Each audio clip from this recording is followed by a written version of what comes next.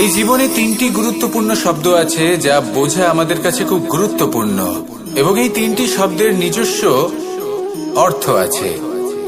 প্রথম হলো সঙ্গবদ্ধতা, অর্থাৎ একসাথে মিলে কাজ করতে হবে, একসাথে মিলে পরিশ্রম করতে হবে, সামনে এগোতে হবে। এরকম করতে পারলে আপনার শক্তি বৃদ্ধি পাবে, আপনার ক্ষমতা বৃদ্ধি পাবে, আপনি এগোতে পারবেন এবং অনেক দূরে যেতে পারবেন। দ্বিতীয় হলো আত্মবিশ্বাস। হেরে যাওয়া বস্তুও আবার জিতে নিতে পারবেন। যদি আপনার নিজের আত্মবিশ্বাস থাকে তাহলে আপনি কখনো পরাজিত হবেন না। এবং তৃতীয় হলো অহংকার। জয়লাভ করার পরেও কিন্তু এটা আপনাকে পরাজিত করতে পারে। সেই জন্য জীবনে সঙ্গবদ্ধ হন, আত্মবিশ্বাস রাখুন, কিন্তু কখনোই অহংকার করবেন না। এই অহংকার আপনার থেকে সবকিছু কেড়ে নিতে পারে। এই অহংকারের জন্যই মথুরাপতি কংস নিজের পতনের দিকে অগ্রসর হয়েছিলেন। এই অহংকারকে ত্যাগ করুন আর আমার সাথে ভালোবেসে বলুন, রাধা রাধা। এই সংসারে সব থেকে বেশি কঠিন কাজ কোনটা? কেউ বলবেন যুদ্ধ করা, কেউ বলবেন ধন অর্জন করা, আবার কেউ বলবেন জ্ঞান অর্জন করা সব থেকে বেশি কঠিন।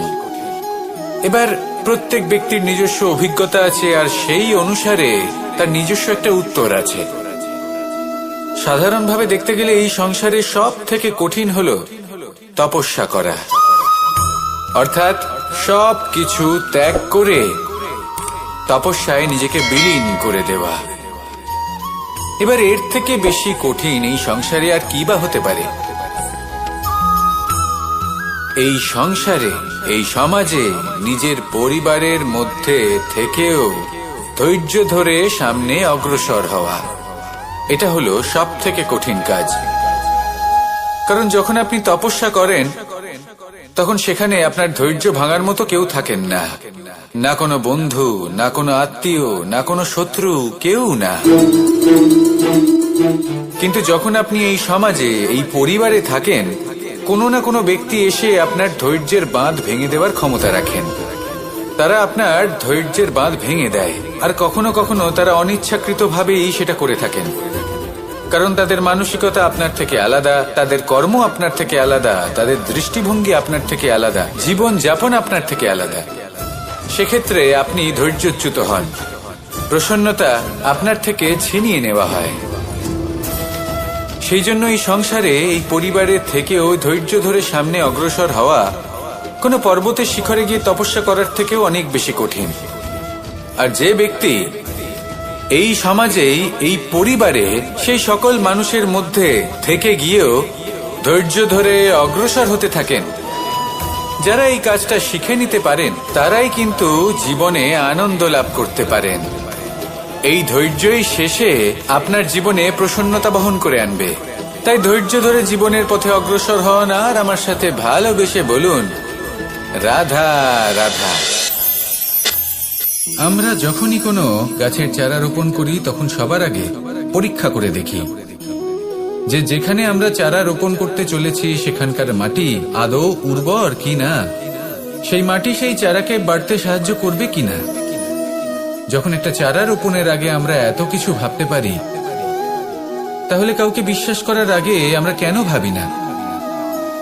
জীবনে কখনো এই বিশ্বাসরূপী চারা কোথাও রোপণ করার আগে বোঝার চেষ্টা করুন যে যার উপর আপনি বিশ্বাস করতে চলেছেন সে কি আদৌ আপনার বিশ্বাসের যোগ্য কি না।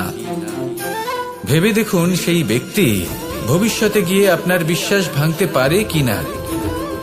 এটাও ভেবে দেখুন যে যাকে আপনি বিশ্বাস করতে চলেছেন তাকে আপনি বিশ্বাস করলে নিজের জীবনের উদ্দেশ্যে আপনি অগ্রসর হতে পারবেন কিনা। আর তার জন্য প্রয়োজন সঠিক সিদ্ধান্ত, পরখ করা, কোনটা উচিত কোনটা অনুচিত সেটা বোঝা। আর তাতে কিন্তু আপনি সন্দেহবাতিক হবেন না, তাতে আপনি আরো নিপুণ হয়ে উঠবেন। তাই যদি আপনি নিপুণ হয়ে উঠতে চান তাহলে বোঝার চেষ্টা করুন, পরখ করে দেখুন, কোনটা উচিত কোনটা অনুচিত বুঝুন। আর বিশ্বাস তখনই করুন যখন আপনি 100% নিশ্চিত হবেন যে সে বিশ্বাসের যোগ্য। আসুন আমার সাথে ভালোবেসে বলুন, রাধা রাধা। রাধা কখনো কখনো আমার জন্য বড়ই সুগন্ধি আতর নিয়ে আসে, পারিজাত ফুলের মালা নিয়ে আসে আমার প্রসাধন করবে বলে, এবং আমার সব থেকে বেশি প্রিয় মাখন নিজে হাতে বানিয়ে আনে আমাকে নিজে হাতে খাইয়ে দেবে বলে, সবকিছু আমাকে প্রসন্ন করবে বলে। কিন্তু আপনি কখনো ভেবেছেন যে এই আতর কিভাবে বানানো হয়? সহস্র ফুলের পাপড়ি একসাথে পিষে নিতে হয়, তারপরে তার থেকে যে রস নিঃসৃত হয় সেই রস দ্বারাই আতর তৈরি হয়। অনেক সংখ্যক ফুলকে অসীম যন্ত্রণা ভোগ করতে হয়, তবে তারা আমার প্রসাধন সামগ্রী হয়ে উঠতে পারে। দুধ থেকে মাখন তৈরি করার জন্য কতটা পরিমাণ মন্থন সহ্য করতে হয় সেটা আপনি জানেন। ঠিক সেই রকমই হলো আমাদের জীবনও। বিপদও আসে, কঠিন পরিস্থিতিও আসে, এর সম্মুখীন হতে শিখুন। মনে রাখবেন, আপনি হলেন সেই দুধ যাকে মন্থন সহ্য করতে হবে মাখন হয়ে ওঠার জন্য। মনে রাখবেন, আপনি হলেন সেই ফুলের মতন যাদের পিষ্ট হতে হবে সুগন্ধি আতর হয়ে ওঠার জন্য, যাকে এই সংসার পছন্দ করে। কখনো কখনো জীবনে আপনার সাথে খারাপ শুধুমাত্র এই কারণে ঘটে যাতে আপনার শ্রেষ্ঠ রূপ এই সংসারের সামনে আসতে পারে। শুধুমাত্র কঠিন পরিস্থিতি এবং বিপদকে একটা সুযোগ হিসেবে দেখার চেষ্টা করুন। আপনার জন্য এই সংসার বদলে যাবে, সংসারকে দেখার দৃষ্টিভঙ্গি পাল্টে যাবে, আপনার ভাগ্য পাল্টে যাবে, আর এই মন প্রসন্ন হয়ে বলবে, রাধা রাধা। পাশা নামক এই খেলাটি আপনারা নিশ্চয়ই খেলেছেন, না খেলে থাকলে দেখেছেন, আর যদি দেখেও না থাকেন তাহলে নিশ্চিত রূপে শুনেছেন। মহাভারতের এই মহাযুদ্ধ কোথাও না কোথাও এই পাশা নামক খেলার কারণে হয়েছিল। পাশার এই বিচিত্র খেলা, দান, এইসবের কারণে কেউ নিজের মাথায় রাজ মুকুট পরিধান করেছিলেন, আবার সেখানে পরাজিত হওয়ার জন্য কাউকে বনবাসও ভোগ করতে হয়েছিল। কিন্তু এই খেলা সমাপ্ত হওয়ার পরে সমস্ত ঘুঁটি আর এই পাশার ছক একই পুটলিতে স্থান পেল। এটাই হলো আমাদের জীবন। এই সংসারে আমরা জয় পরাজয়ের বিষয়ে এতটাই ভাবি, এত চিন্তা করি যে এই জীবনের খেলার আনন্দটাই উপভোগ করতে পারি না। আর অবশেষে কি হয়? কেউ জয়ী হন, কেউ পরাজিত হন, কিন্তু দুজনেই একই স্থানে পৌঁছে যান। প্রত্যেক ব্যক্তি মৃত্যুর পরে একটি নির্দিষ্ট স্থানেই পৌঁছতে বাধ্য, কিন্তু ততক্ষণ এই জীবন, এই খেলা, তার আনন্দ উপভোগ করুন। এই সংসারে সেই ব্যক্তি শ্রেষ্ঠ স্থানে পৌঁছতে পেরেছেন যিনি এই সংসারকে প্রকাশ প্রদান করেছেন, যিনি কখনো জয় পরাজয় এ বিষয়ে ভাবেননি, শুধু এই জীবনের খেলার আনন্দ উপভোগ করেছেন। এটাই আপনিও করুন, আর আমার সাথে ভালোবেসে বলুন, রাধা রাধা। প্রত্যেক মানুষ নিজের জীবনে দুঃখ অনুভব করেন। প্রত্যেকের দুঃখ আলাদা হতে পারে। কারোর মনে এই দুঃখ থাকে যে সে তার বাবা মায়ের সব ইচ্ছে পূরণ করতে পারেননি।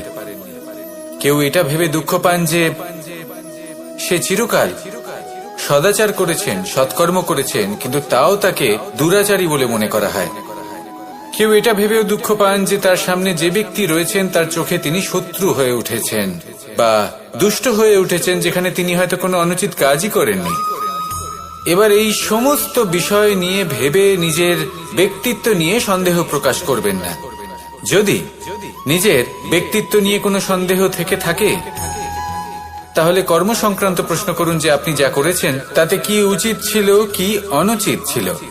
যেটা প্রয়োজন সেটা এটা বোঝার যে আপনার অন্তর্মন, আপনার বিবেক আপনাকে কি বলছে, আর আপনার অন্তর্মন আর আপনার বিবেক আপনাকে যেটা করতে বলবে শুধু সেটাই করুন। আর তারপরে এই সংসার কি বলবে, কি ভাববে সেসব নিয়ে ভাবতে যাবেন না, কারণ এই সংসার তো ঈশ্বরকেও প্রশ্ন করে থাকে, ঈশ্বরকেও দোষী মনে করে। কখনো কখনো যখন কোনো ঘটনা মানুষের ইচ্ছা অনুযায়ী ঘটে না, তখন মানুষ এটা বলে যে হে ঈশ্বর, আপনি আমার পাশে থাকলেন না, আপনি বড়ই কঠোর, এটা আপনার দোষ। যেখানে বেশিরভাগ সময় হয়তো সে নিজেই নিজের কর্মফল ভোগ করছে। আর কখনো কখনো ঈশ্বর হয়তো তার জন্য আরো ভালো কোনো পরিকল্পনা করে রেখেছেন, কিন্তু মানুষ সেটা বুঝতে পারে না। তাই দিনের শেষে যেটা প্রয়োজন সেটা হলো নিজের মনের কথা বুঝতে হবে। আপনার বিবেক কি বলছে শুধু সেটাই করুন আর সামনে এগোতে থাকুন। আমার সাথে ভালোবেসে বলুন, রাধা রাধা। পরিবর্তন, এটা হলো সৃষ্টির অমূল্য নিয়ম। এই সংসারে সবকিছু সময়ান্তরে পরিবর্তিত হয়, এই সময়ও পরিবর্তিত হয়। পরিবর্তন চিরকাল হয়ে এসেছে আর চিরকাল হতে থাকবে, কিন্তু এবার আমরা সেই পরিবর্তন কিভাবে লাভ করব যেটা আমাদের প্রয়োজন, যেটা আমরা চাই। আমরা জীবনে বিকাশ চাই। এই বিকাশ কিভাবে লাভ করতে পারি? এই প্রকৃতি কিন্তু আমাদের অত্যন্ত উত্তম উদাহরণ দিয়ে বুঝিয়েছে। একটি বিন্দুর উদাহরণ দিয়েছে যা ভবিষ্যতে একটা বিশাল নদীর আকার ধারণ করে। এটা কিভাবে হয়? মেঘ থেকে একটি বিন্দু ঝরে পড়ে সেই পর্বতের ওপর যেখানে হিম আছে। সেই হিমের সংস্পর্শে আসা মাত্র সেই বিন্দুর সাথে আরো বেশ কিছু বিন্দু যুক্ত হয়। তারপর তারা অগ্রসর হয়, আরো কিছু বিন্দু যুক্ত হয়, আস্তে আস্তে একটা ক্ষীণ ধারার রূপ ধারণ করে এবং সেটাই ভবিষ্যতে আরো এগোতে থাকে। অনেকটা যাওয়ার পর যখন অনেক সংখ্যক বিন্দু একসাথে যুক্ত হয় তখন সেটা বিশাল নদীর আকার ধারণ করে। এবার আমরা মানুষ বলে আমাদের সাথে এই নিয়মের অন্যথা হয় তা নয়। আমরাও এই প্রকৃতির অংশ, আমাদের ক্ষেত্রেও একই নিয়ম প্রযোজ্য। যখন পরিশ্রম করে অনেক সংখ্যক বিন্দু আমরা একত্রিত করব তখনই পরিবর্তনের নদী প্রবাহিত হবে। প্রয়োজন হল নিরন্তর পরিশ্রম করা এবং ধৈর্য ধরা। এটা করতে থাকুন, জীবনে সবকিছু লাভ করতে পারবেন, কারণ প্রকৃতি আমাদের এটাই শিখিয়েছে। আর আমরা এই ব্রহ্মরই একটি অংশ, যার দ্বারা এই ব্রহ্মাণ্ড নির্মিত। আসুন আমার সাথে ভালোবেসে বলুন, রাধা রাধা। কখনো এই প্রকৃতির দিকে তাকিয়ে থাকবেন। এই প্রকৃতি অনেক ধরনের শিক্ষা দেয়। কোন একটা গাছকে দেখুন কিভাবে সে মাটি থেকে জল শুষে নেয়। সে ঝড় হোক বা হোক কড়া রোদ সব সহ্য করে এবং অবশেষে সে ফল ধারণ করে। আর সেই ফল উৎপন্ন করার পরে সে ফল কিন্তু সে নিজে গ্রহণ করে না, এই সংসারকে প্রদান করে, যাতে পশু পাখি মানুষ তারা এই ফল গ্রহণ করে শক্তিশালী হয়ে উঠতে পারে, সুস্থ থাকতে পারে। সেভাবেই নদী, সরোবর এরা নিজেরাও কিন্তু নিজেদের জল গ্রহণ করে না, মাটিকে প্রদান করে, পশু পাখিকে প্রদান করে। সূর্য নিজেও নিজের জন্য প্রজ্বলিত হয় না, সে প্রকাশ ছড়িয়ে দিতে চায় আমাদের সবার কাছে, সে আলো পৌঁছে দিতে চায়। এই প্রত্যেকের কর্মে পরমার্থ নিহিত আছে, আর সেই জন্যই এদের সকলকে পুজো করা হয়। তাই মনে রাখবেন, আপনার কাছে জীবন যাপনের অতিরিক্ত যা কিছুই আছে তা পরমার্থের জন্য। তাহলে তার সদ্ব্যবহার করুন আর আমার সাথে ভালোবেসে বলুন, রাধা রাধা। আমরা প্রত্যেকেই অবশ্যই এমন সময় দেখেছি যখন অনেকগুলো সমস্যা একসাথে আমাদের জীবনে এসে পড়ে। সমস্যা আমাদের প্রত্যেকের জীবনেই থাকে। আমরা তার সমাধান খুঁজতে চেষ্টা করি, কখনো সমাধান খুঁজে পাই, আবার কখনো যতই চেষ্টা করি না কেন কোনো সমাধান খুঁজেই পাই না। আর যখন এটা হয় তখন মানুষ অত্যন্ত বিচলিত হয়ে পড়েন। নিজের আত্মীয় স্বজন, নিজের বন্ধু বা সংসার এদের ওপরে এই দোষ চাপিয়ে দেন যে এদের জন্যই এই সমস্যা এসেছে। এবার যদি আমি আপনাকে কোনো পরামর্শ দিই তাহলে এটাই বলবো যে দৃষ্টিভঙ্গি পাল্টে দেখুন। এই দৃষ্টিভঙ্গি দিয়ে দেখুন যে এই সংসারে যে সমস্যায় আসুক না কেন তার জন্য কেউ দোষী নয়, না আপনি না অন্য কেউ।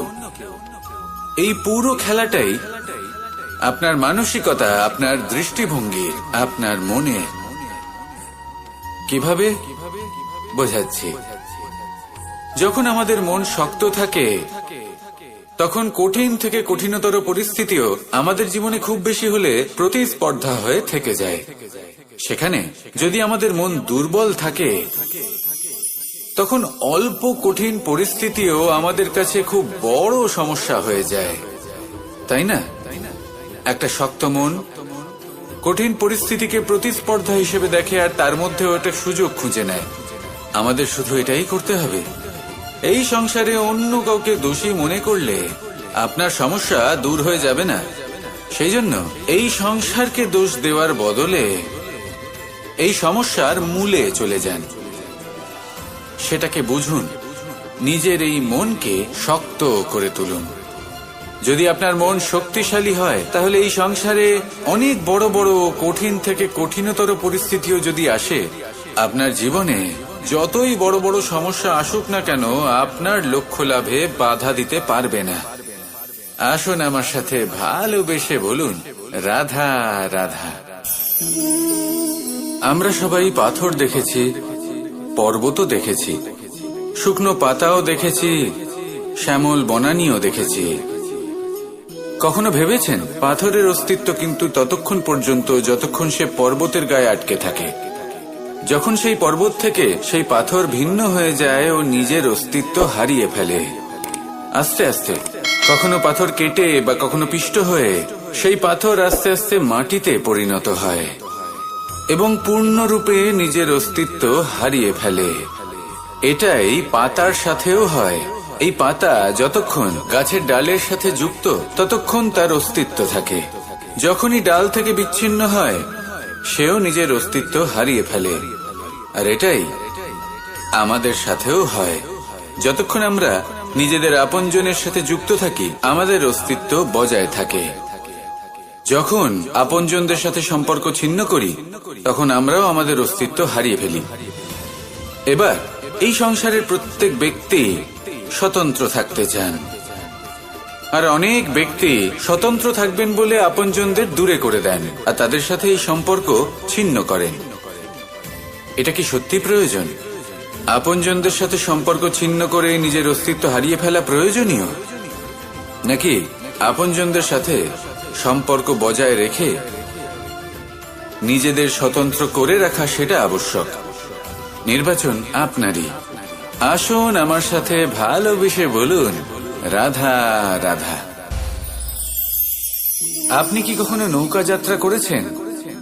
করে না থাকলেও নিশ্চয়ই দেখেছেন যে এই জল যা নিজের অন্তরে সব কিছু সমাহিত করে নিতে পারে, এই নৌকা সেই জলের ওপরেই ভেসে থাকে।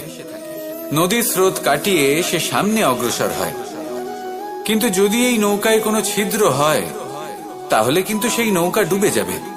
আর এতে কোনো তফাৎ হবে না যে সেই ছিদ্র ছোট নাকি বড়, নৌকা ডুবে যাবে। এই ছিদ্র হলো আমাদের জীবনে আমাদের অপগুণ, আমাদের দোষ, আমাদের বিকার। কখনো এটা ভাববেন না যে এই দোষ খুবই ছোট, এতে কিছুই যাবে আসবে না।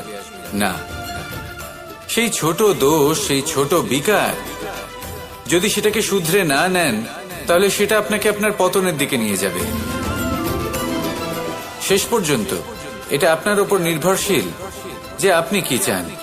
আপনার জীবনের এই নৌকা এভাবেই ডুবে যেতে দেখবেন, নাকি নিজেকে শুধরে নিয়ে সেই নৌকার সেই ছিদ্রটাকে ভরিয়ে তুলতে চাইবেন?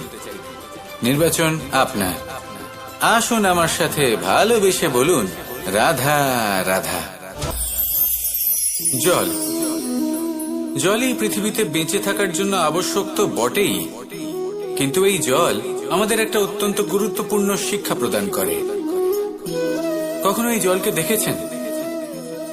যে পরিস্থিতিতেই এই জল প্রবাহিত হোক না কেন, এর উপর যা কিছুই প্রভাব থাকুক না কেন, এর পথে যতই বাধা আসুক না কেন, তার মধ্যে থেকে ও নিজের পথ ঠিক বের করে নেয়, কিন্তু নিজের প্রবাহ থামতে দেয় না, ক্রমাগত অগ্রসর হতে থাকে। সেরকমই একটা শিক্ষা যেটা আমরা জল থেকে পেয়ে থাকি, তা হলো এটা: আমরা যখন জলের দিকে তাকাই, তখন আমরা নিজের প্রতিবিম্ব দেখি, স্পষ্টভাবে দেখতে পাই। কিন্তু তখনই দেখতে পাই যখন এই জল শান্ত থাকে, স্থির থাকে।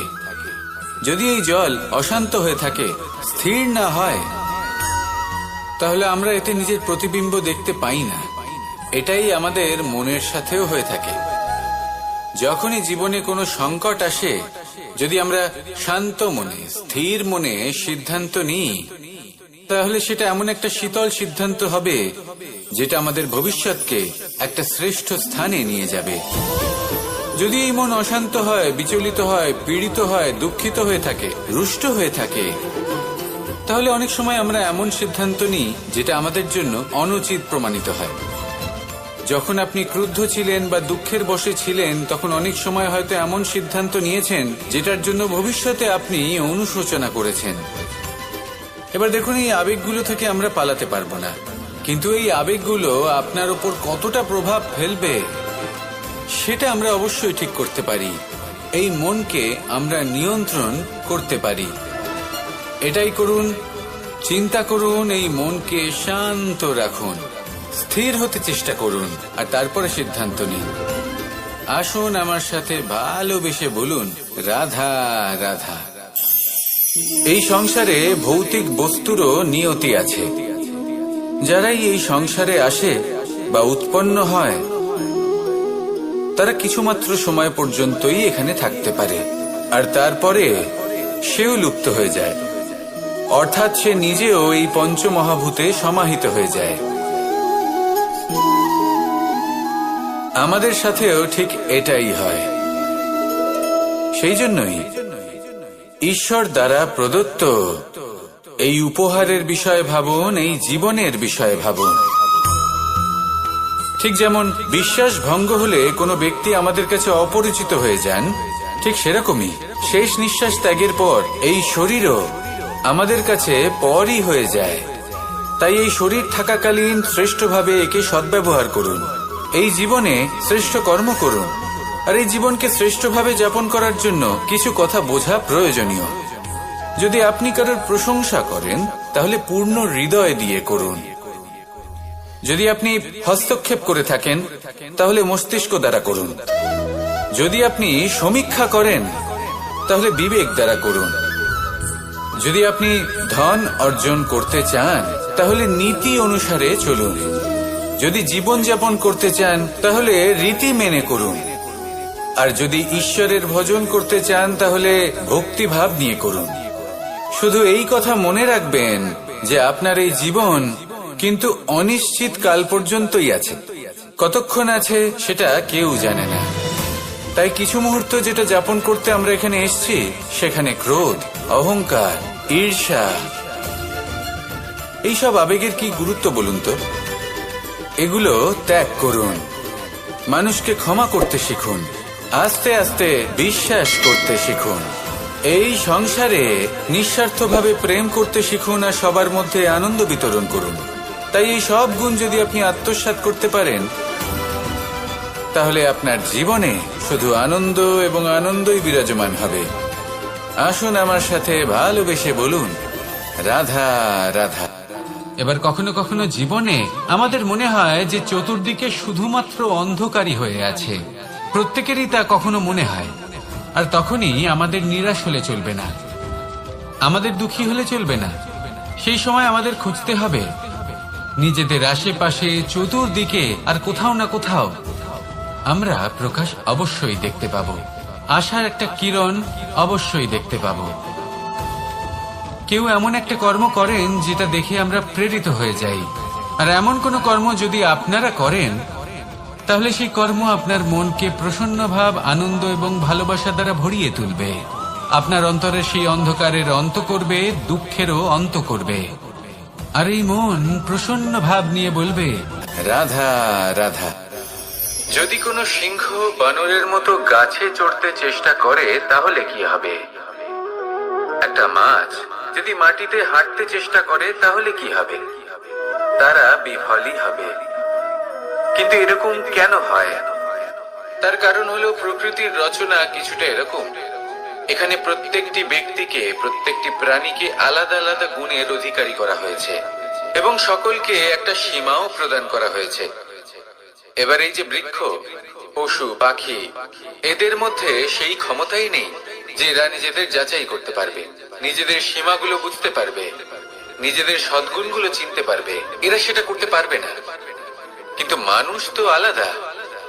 মানুষের কাছে সেই বিশেষ শক্তি আছে যে তারা পূর্ণরূপে নিজেদের যাচাই করতে পারবে, নিজেকে পূর্ণরূপে বুঝতে পারবে, নিজের দোষ, নিজের অপগুণ, নিজের সদ্গুণ, নিজেদের সীমাগুলো তারা বুঝতে পারবে।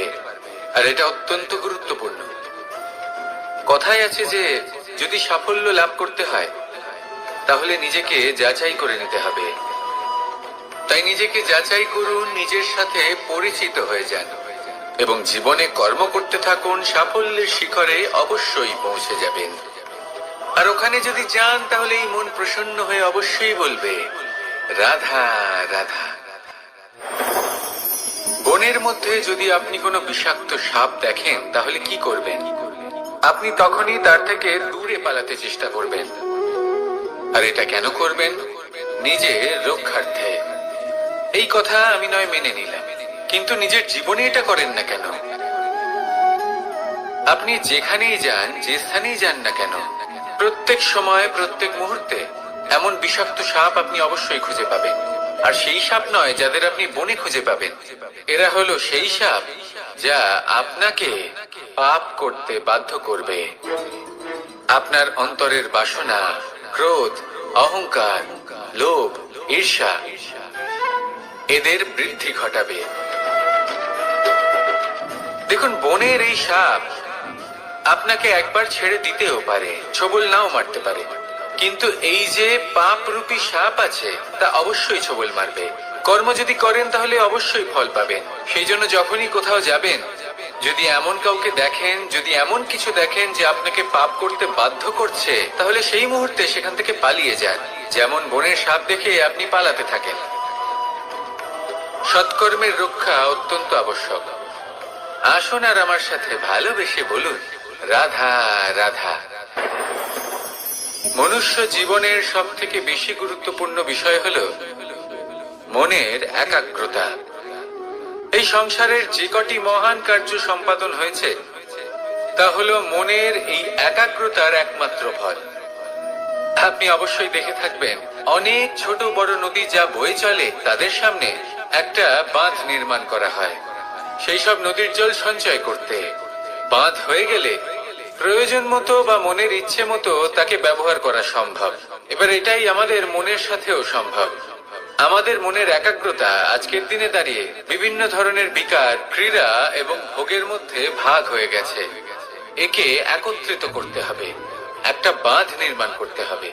শুধু এটাই করতে হবে, যেটা উচিত কর্ম সেটাই করুন, যেটা অনুচিত কর্ম সেটা করা থেকে নিজেকে বিরত রাখুন। এটাই করতে হবে, যেটা উচিত কর্ম সেটাই করুন, যেটা অনুচিত কর্ম সেটা করা থেকে নিজেকে বিরত রাখুন। ব্যাস, এই কাজটাই আপনি করতে থাকুন, করতে থাকুন। মনের মধ্যে একাগ্রতার বাঁধ নির্মাণ করুন।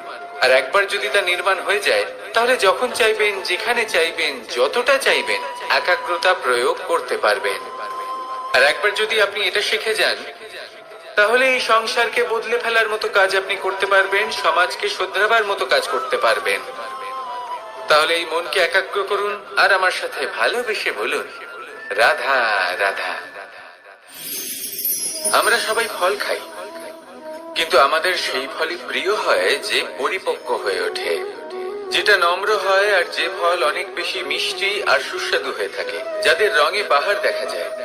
সেইভাবে জীবনে আমরা নানান মানুষের সাথে পরিচিত হই, কিন্তু সেই মানুষই আমাদের মন ছুঁয়ে যায় যারা বিনম্র স্বভাবের, যাদের বাণী খুব মধুর, যাদের অন্তরে আত্মবিশ্বাসের একটা তেজ, একটা রং দেখা যায়। এবার এমন ব্যক্তি আমরা কি করে হব? ঠিক সেইভাবেই যেমন একটা ফল রোদ, বর্ষা, শীত, বায়ু এই সকল সংকটময় পরিস্থিতির সম্মুখীন হয়ে পরিপক্ক হয়ে ওঠে, সেইভাবেই মানুষ সংকটময় পরিস্থিতির সম্মুখীন হয়ে পরিপক্ক হয়ে ওঠেন। যদি এই সংকটের সম্মুখীন হন তাহলে অভিজ্ঞ হবেন, আর এই অভিজ্ঞতাই শিক্ষা দিয়ে যাবে। এই অভিজ্ঞতা আমাদের শিখিয়ে দেয় যে আমাদের বিনম্র থাকতে হবে। অহংকার করে কোনো লাভ নেই। মধুর বাণীর যে কি মূল্য তা আমরা শিখতে পারি। এই অভিজ্ঞতাই আমাদের বুঝিয়ে দেয় যে উচিত অনুচিত কোনটা আমাদের দৃষ্টিভঙ্গি তৈরি করে, আর এই দৃষ্টিভঙ্গি দ্বারা আত্মবিশ্বাস জাগ্রত হয়। সেই জন্য জীবনে কখনো বিপদ থেকে দূরে পালাবেন না, সেগুলোর সম্মুখীন হন, অভিজ্ঞতা লাভ করুন, তার থেকে শিক্ষা লাভ করুন, এইভাবেই পরিপক্ক হবেন। আসুন আমার সাথে ভালোবেসে বলুন, রাধা রাধা। ধন সঞ্চয় করা সম্ভব, আর সেই জন্য ধন সব থেকে বেশি মূল্যবান সম্পত্তি নয়। এবার আপনি বলবেন, এ আমি কি বলছি? এই ধন খুব মূল্যবান, আমরা সকলে অর্জন করতে ব্যস্ত। সেটা এই কারণে, কারণ আপনারা জানেন না এই সংসারের সব থেকে বেশি মূল্যবান সম্পত্তি কি। এ হলো সেই সম্পত্তি যা কখনো সঞ্চয় করা সম্ভব নয়। আপনার কাছে যতই ধন থাকুক তা দিয়ে আপনি স্বাস্থ্য লাভ করতে পারেন, বাড়ি কিনতে পারেন, আদি ইত্যাদি, কিন্তু আপনি যতই ধনী হন না কেন, ফেলে আসা দিনের একটা মুহূর্ত আপনি লাভ করতে পারবেন না। এই একটা মুহূর্ত, এই সময়, এটাই হলো সংসারের সব থেকে মূল্যবান সম্পত্তি। একবার চলে গেলে তা কখনোই ফিরে আসে না। আর এই মুহূর্ত যতই চলে যাক না কেন, আমরা স্মৃতির মাধ্যমে সেগুলি যাপন করতে পারি, তার আনন্দ উপভোগ করতে পারি। আর যার সাথে আমরা সময় অতিবাহিত করেছি তার স্মৃতিতে আমরা চিরকাল জীবিত থাকতে পারি। সেই জন্য সময় সব থেকে মূল্যবান সম্পত্তি, তাকে এইভাবে নষ্ট করবেন না। প্রত্যেকটা মুহূর্ত উপভোগ করুন, আনন্দ করুন, আর ভালোবেসে বলুন, রাধা রাধা। কনক, কি সুন্দর একটা শব্দ। এর অনেকগুলো রূপ রয়েছে, অনেকগুলো অর্থ রয়েছে। প্রথম অর্থ হলো স্বর্ণ, অর্থাৎ সম্পত্তি। দ্বিতীয় অর্থ ধুতুরা, অর্থাৎ গাছের ছোট একটা বীজ, যা কিনা অত্যন্ত শক্তিশালী হয়। যদি বেশি মাত্রায় এর প্রয়োগ করা হয় তাহলে এটা বিষময় হয়ে উঠতে পারে। এই হলো সেই ধুতুরা যার প্রয়োগ মহাদেবের পুজোতে করা হয়। এবার প্রশ্ন হলো এটাই যে এই স্বর্ণ এবং এই ধুতুরার মধ্যে মিল কি রয়েছে। মিল হলো এটাই যে এই দুটোই মানুষকে মত্ত করে তোলে। ধুতুরা মানুষকে তখন মত্ত করে যখন তাকে সেবন করা হয়, কিন্তু স্বর্ণ, ধন, সম্পত্তি, মানুষ এটা যতটাই অর্জন করে নেয় সেটাই যথেষ্ট। এই স্বর্ণ মানুষের ভাবনা চিন্তা করার ক্ষমতাকে বশ করে ফেলে। মানুষ সম্পত্তির লোভে মত্ত হয়ে ওঠে, কারণ যে যত চমৎকারী, যতটা অমূল্য হয় তাকে সামলানো কিন্তু ততটাই কঠিন, তাই না?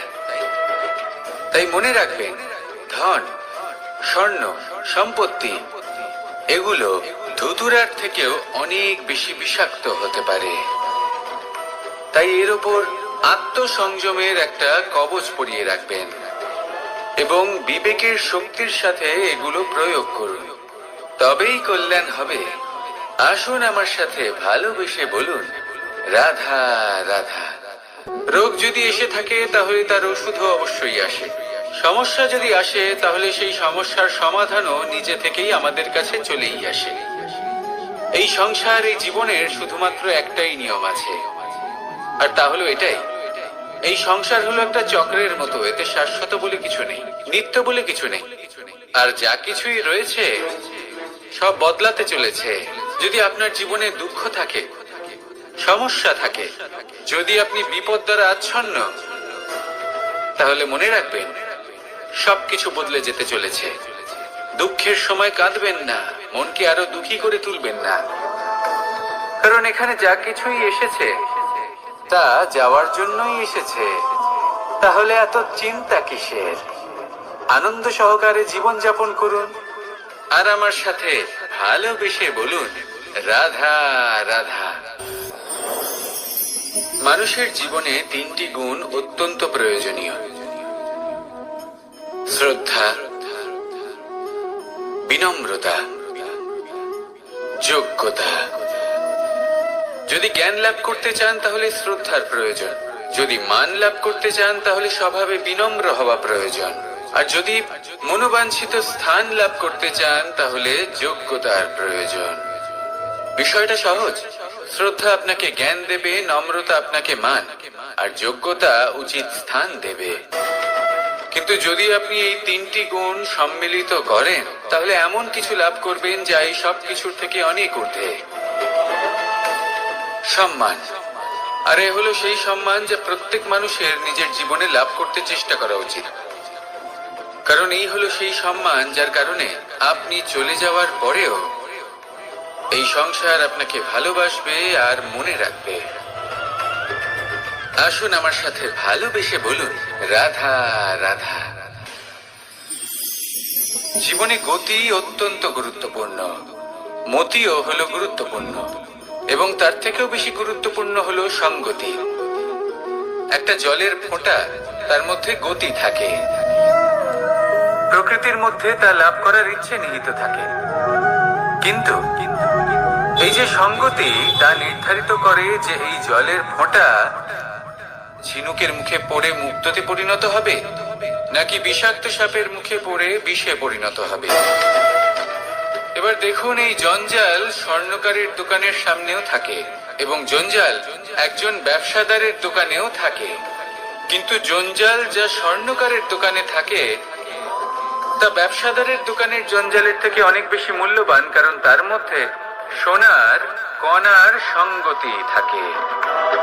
সেই জন্য জীবনে সঙ্গতির উপর বিশেষ গুরুত্ব দেবেন। যেমন সঙ্গতি তেমনই আপনি হবেন। আসুন আমার সাথে ভালোবেসে বলুন, রাধা রাধা। প্রত্যেক প্রাণী ভালোভাবে জীবন যাপন করতে চান, এটা তাদের স্বভাবে আছে এবং ভাবাটা অনুচিত নয়। কিন্তু একটা ভালো জীবনের গুরুত্বপূর্ণ অংশ কোনটা? বসবাসের স্থান, সেই স্থান যেখানে আমরা জীবন অতিবাহিত করি। এবার মানুষ ভাবতে পারেন যে একটা ভালো বাসস্থানের অর্থ কি? সেই স্থান যেখানে সহজে জল পাওয়া যায়, যেখানে শুদ্ধ বায়ু পাওয়া যায়, যেখানে আনাজ উৎপন্ন হয়। এটা জীবনযাপনের জন্য পর্যাপ্ত বটে, কিন্তু ভালো জীবন যাপনের জন্য আরো একটা কথা আপনাকে বুঝতে হবে। সাধু, জ্ঞানী, পণ্ডিত ব্যক্তি, এই সকল মহাপুরুষ, এনাদের যে বাসস্থান তা অত্যন্ত বিশেষ হয়। এখানে এক ধরনের বিশেষ ইতিবাচক শক্তি থাকে, এমন একটা স্থান যেখানে দেবতারাও বিচরণ করেন। জীবন আমরা সবাই যাপন করি, কিন্তু জীবনের উদ্দেশ্য শুধুমাত্র জীবন যাপন করা নয়। জীবনের উদ্দেশ্য হলো মুক্তি লাভ করা। আর এই সকল সাধু, জ্ঞানী, পণ্ডিত ব্যক্তি, এই সকল মহাপুরুষ আপনাকে মুক্তির পথে নিয়ে যেতে পারে, কারণ এরা হলেন সেই মহাপুরুষ যারা নিজেদের অন্তরের বিকার, অহংকার, ক্রোধ, বিদ্বেষ এই সকল দোষগুলিকে ত্যাগ করেছেন, এদের উপর বিজয় লাভ করেছেন। এমনই একজন ব্যক্তি আপনাকে মুক্তির পথে নিয়ে যেতে পারে। প্রয়োজন হলো শুধুই এনাদের চিনতে পারা, এদের কথা বুঝতে পারা এবং এদের দেখানো পথে চলা। যদি আপনি এটা করতে পারেন তাহলে এই মন প্রফুল্ল হয়ে বলবে, রাধা রাধা।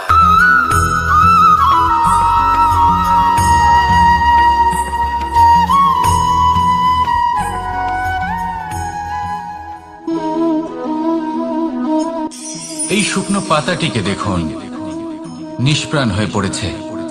একটা গাছের ডালে ছিল, সেই গাছ ওর লালন পালন করত। যখন যখন বাতাস বইত, এই পাতায় কম্পন দেখা দিত, মনকে প্রফুল্ল করে তুলত। কোনো একদিন এই পাতা গাছের ডাল থেকে ঝরে পড়ে গেল। নিঃসন্দেহে ও নিজের স্বাধীনতা পেল, কিন্তু আস্তে আস্তে শুকিয়ে গেল, নিষ্প্রাণ হয়ে গেল। দেখুন, আমি এই কথা বলছি না যে স্বাধীনতা অনুচিত, কখনোই না।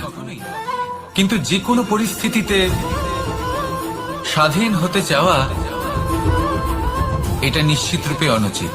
আমরা যদি আমাদের জীবনে পরিবারের গুরুত্ব ভেবে দেখি, তাহলে এই পরিবারে যতই মতভেদ থাকুক না কেন, যতই মনোমালিন্য থাকুক না কেন, যতই বিবাদ থাকুক না কেন, এই সব মিটিয়ে নেওয়া অত্যন্ত প্রয়োজনীয়। সেই সবকিছু সমাপ্ত করা অত্যন্ত প্রয়োজনীয়। কখনো এই পরিবারকে ভাঙতে দেবেন না, কখনো এই পরিবার থেকে দূরে চলে যাবেন না। এই পরিবার হলো আমাদের জীবনের একটা অমূল্য সম্পদ, অমূল্য এক আশ্রয়, যা এই সংসারে হয়তো কোথাও আপনি পাবেন না। তাই একে আগলে রাখুন।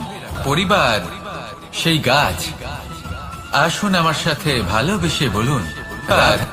সেই গাছ, আসুন আমার সাথে ভালোবেসে বলুন রাধা রাধা।